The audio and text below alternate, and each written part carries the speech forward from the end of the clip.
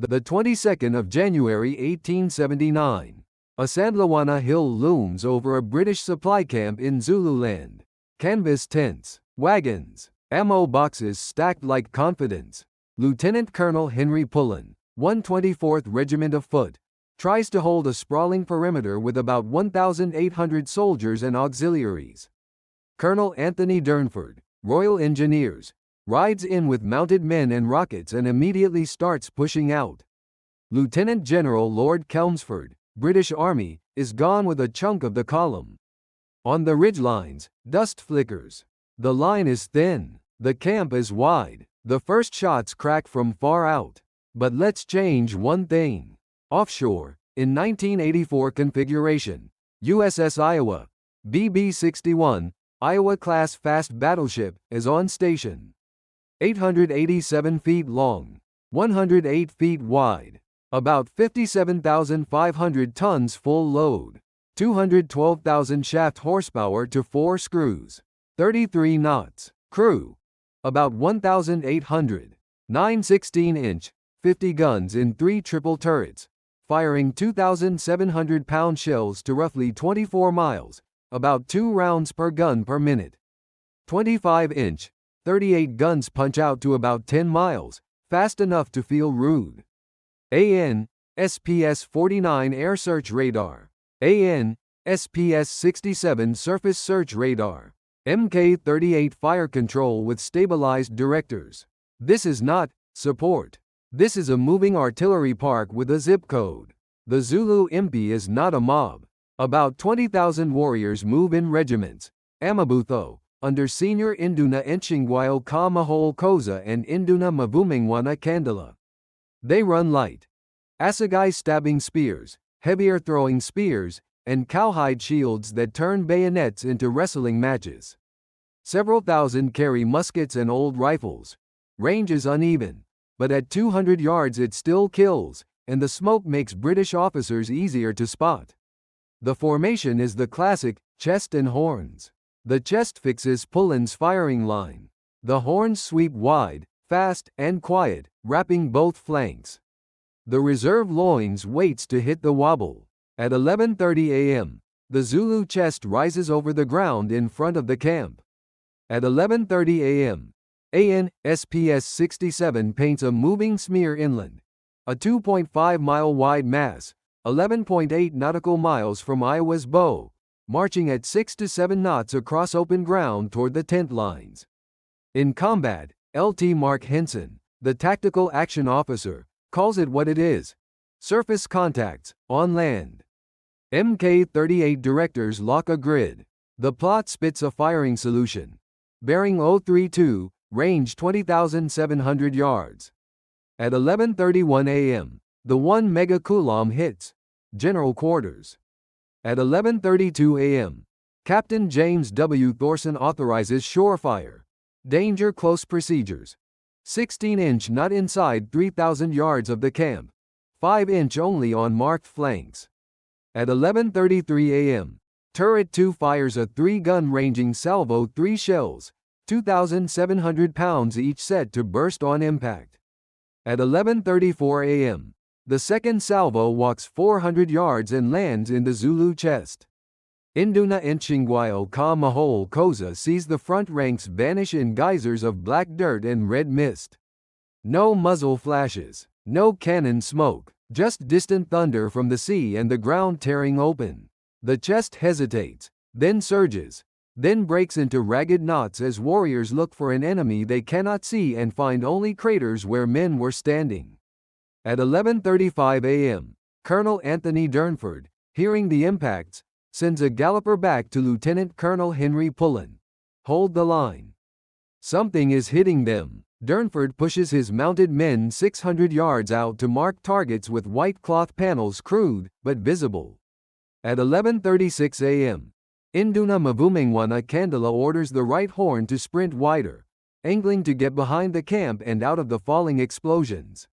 It's disciplined until the shelling starts pacing them. At 11:37 a.m., Iowa shifts to the secondary battery. 10 5-inch, 38s open up in rapid fire about 15 rounds per minute per gun airbursts at treetop height along the right horn's line of advance, 9,000 to 10,000 yards. In the plot, Fire Controlman Chief Ray Alvarez dryly notes the correction. They're maneuvering. That's considerate. At 11:39 a.m., Zulu musketry answers the only thing it can see, the British line. The volume spikes, not accuracy. British companies start burning ammunition faster than runners can carry boxes. At 11:41 a.m., Turret 1 fires a full 9-gun broadside 18,000 pounds of steel aimed 1,200 yards in front of the tents. On the veldt, the left horn runs into a wall of fragments, loses cohesion, and starts crawling through dead ground instead of charging. At 11:43 a.m., Captain Thorson commits to offense. Continuous fire, alternating turrets to keep a shell in the air every 20 seconds. The Zulu, Loins, Reserve 3 regiments massing behind the chest gets bracketed at 21,500 yards. Two 16-inch hits and one near-miss collapse the reserve into scattered groups. By 11:46 a.m., Induna Nchingwayo's center cannot reform. The chest is cut into 4 disconnected clusters. Zulu losses are now measured in bodies per crater. At least 600 down in the impact zone, with another 1,000 injured or separated. At 11:47 a.m., Mvumengwana tries a last move. The left horn rushes the saddle behind Isandlwana Hill to close inside the battleship's safe distance line. It's brave and smart until 5-inch VT-fused airbursts rake the crest in a 300-yard pattern. The rush stalls. Iowa is not infinite. By 11:50 a.m., the ship has fired 54 main battery shells. That magazine is deep, but not bottomless, and there is no resupply in 1879. By 11:55 a.m., the MP's encirclement fails, and the British camp holds a shrinking but continuous perimeter under naval cover.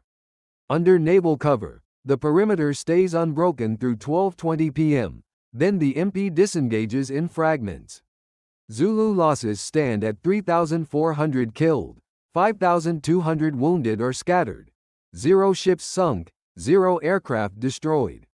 British losses total 214 killed and 331 wounded, mostly from musket fire before the horns are shredded. Both Pullen and Durnford survive. Nchingwayo Ka Mahol Koza is killed by airburst fragments. Mvumengwana Kandala escapes north with fewer than 6,000 effectives. USS Iowa takes 0 hits, burns 7% fuel for station keeping and fire control, and ends with 8 46 16-inch shells and 8,900 5-inch rounds remaining after firing 114 main battery and 1,100 secondary rounds. The camp does not fall. Pullen reports to Chelmsford. Durnford sends a rider to Pietermaritzburg. Without the Isandlwana disaster, Chelmsford would not be forced into an emergency political scramble in London. His column would regroup and press the Central Zululand advance weeks earlier, not after a humiliating rebuild. Without a victorious MP to rally around, Cetshwayo's leverage would collapse by early March 1879, and British terms would be imposed faster, with fewer reinforcements shipped from India and Britain. With the 24th S colours not lost and a major defeat avoided, the British Army would harden its confidence in dispersed camps and aggressive reconnaissance, pushing frontier operations harder across southern Africa in the 1880s. For the Zulu Kingdom, losing 8,600 men in a single day would accelerate factional fractures and make a coordinated counteroffensive impossible within the year. And now the ugly question. If Isandlwana becomes a British hold instead of a British rout, does Rorke's Drift even get attacked that night, or does the Zulu command spend the evening just trying to find regiments that still exist? Or what do you think would happen? And if you're curious what would happen if a single 1991-era AW-64 Apache showed up over the Buffalo River with one full load of Hellfires right as the Zulu horns start moving, check out the video on screen now. Thanks for watching.